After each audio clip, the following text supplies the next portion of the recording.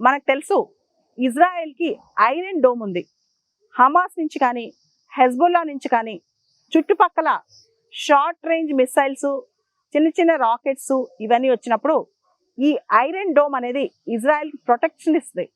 Iron dome వాటిని intercept చేసి neutralise చేస్తుంది అనమాట.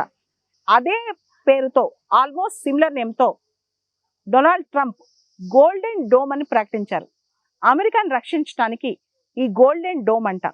ఆయన పదవి అంటే 2028లో ఆయన టెన్యూర్ అయిపోయే లోపల ఈ గోల్డెన్ డోమ్ అనేది అమెరికాకి తను ఏర్పాటు చేస్తానని చెప్పి డొనాల్డ్ ట్రంప్ చెప్తున్నారు. అయితే ఇజ్రాయెల్ ఐరన్ డోమ్కి అమెరికా యొక్క గోల్డెన్ డోమ్ ప్లాన్కి తేడా ఏంటి? ఇజ్రాయెల్ ఐరన్ డోమ్ కన్నా అమెరికాకు రాబోయే గోల్డెన్ డోమ్ అనేది దాదాపు 400 టైమ్స్ పవర్ఫుల్ అంట.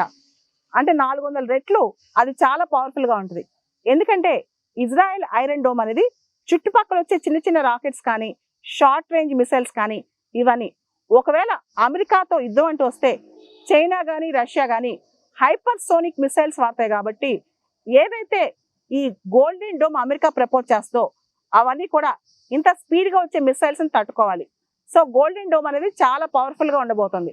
తర్వాత అమెరికా స్పేస్ని, అమెరికా యొక్క గగనతనాలను రక్షించేందుకు ఇలాన్ మస్క్ యొక్క స్టార్లింక్ ప్రాజెక్ట్తో శాటిలైట్స్, అమెరికాకు సంబంధించిన మొత్తం సమాచారం ఏదైతే అమెరికాకు బయలుదేరతాయో ఆ మిసైల్స్ని బయలుదేరిన వెంటనే, ఆ మిసైల్స్ లాంచ్ చేసిన వెంటనే స్ట్రైక్ చేసే విధంగా, గుర్తించి వాటిని స్ట్రైక్ చేసే విధంగా ఈ గోల్డెన్ డోమ్ ప్రాజెక్ట్ ఉంటుందంట. సో ఇది ఒక మిసైల్ డిఫెన్స్ ప్లాన్ అనమాట. అంటే శాటిలైట్ సహాయంతో స్పేస్లోనే, అంటే ఇంకా భూమి మీద పడకముందే ఏ విధంగా ఎటువంటి పరిస్థితిలో వాటిని లాంచ్ అవ్వగానే న్యూట్రలైజ్ చేసే ప్రాజెక్ట్ అనమాట గోల్డెన్ డోమ్. ఇండియా పాకిస్తాన్ మధ్య టెన్షన్ స్టార్ట్ అయినప్పుడు పాకిస్తాన్ డ్రోన్స్, మిసైల్స్ అని మన మీద వేస్తే మనం చాలా చాకచక్యంగా వాటిని తిప్పి కొట్టగలిగాం. వాటిని S-400 ఎయిర్ డిఫెన్స్ సిస్టమ్స్ అన్ని వాడి మనం చాలా జాగ్రత్తగా తిప్పి కొట్టాం అనమాట. అమెరికా డొనాల్డ్ ట్రంప్ అంతకంటే పవర్ఫుల్ గోల్డెన్ డోమ్ అనే ప్రాజెక్ట్ స్టార్ట్ చేస్తున్నారనమాట. ఈ గోల్డెన్ డోమ్ అనేది చాలా పవర్ఫుల్గా ఉంటుంది. ఎప్పుడైతే వీళ్ళపైన మిసైల్ లాంచ్ అవుద్దో అప్పుడే దాన్ని ట్రాక్ చేసి ఇంటర్సెప్ట్ చేస్తుంది.